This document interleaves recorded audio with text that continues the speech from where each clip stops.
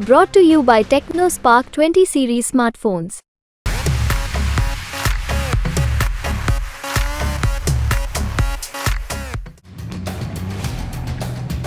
क्या मायावती ने चुनाव के बीच में ही हथियार डाल दिया है? क्या मायावती समझ गई हैं कि चाहे कुछ भी कर लो, बसपा का कुछ नहीं हो सकता? ऐसा हम नहीं कह रहे, ये सोशल मीडिया एक्स पर लोगों का दावा है। जानकार कहते हैं कि एक समय जिस बसपा के बिना केंद्र में सरकार नहीं बनती थी, आज उसी बसपा की हालात ये है कि वो मैदान जीतने नहीं, मैदान से वॉकआउट करने के लिए चुनाव लड़ रही है।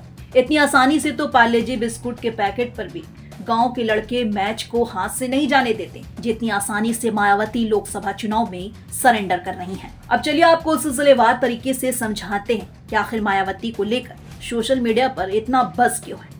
दरअसल लोकसभा चुनाव से पहले जब इंडी गठबंधन को लेकर तैयारी चल रही थी, उस समय मायावती को लेकर काफी कंफ्यूजन चल रही थी।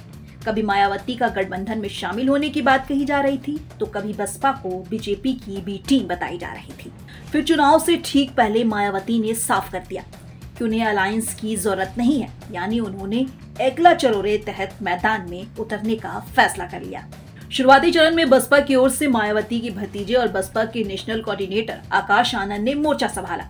आकाश आनंद ने ताबड़तोड़ रैलियां शुरू की और हर जगह बीजेपी के राज्य और केंद्र सरकार पर हमला बोलना शुरू कर दिया। आकाश आनंद के फॉर्म को देखकर ऐसा लग रहा था कि भले ही बसपा को गोल्ड सिल्वर ना मिले, लेकिन ब्रॉन्ज के लायक तो बसपा ने माहौल बना दिया है। लेकिन अचानक मायावती के कुछ ट्वीट ने माहौल ही बदल दिया।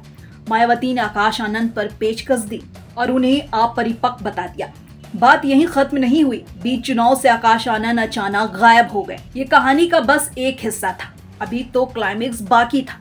मायावती ने बीच चुनाव में प्रत्याशी बदलना भी शुरू कर दिया।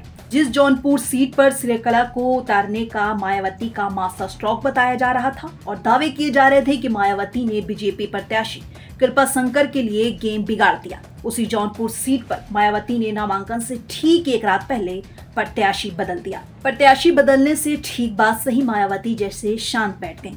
मायावती की रैलियां तो हो रही हैं, लेकिन उनके हमलों में वो धार नजर नहीं आ रहा जो बसपा के कोर समर्थकों में जोश भर दे। मायावती के इस स्टैंड को डिकोड करना आम लोगों के बस की बात नहीं है, लेकिन मायावती की राजनीति को करीब से देखने वाले कहते हैं कि लगता है मायावती ने 12th प्लेयर बनकर ही 2024 लोकसभा का मैच खेलने का फैसला कर लिया है। ब्यूरो रिपोर्ट, यूपी तक।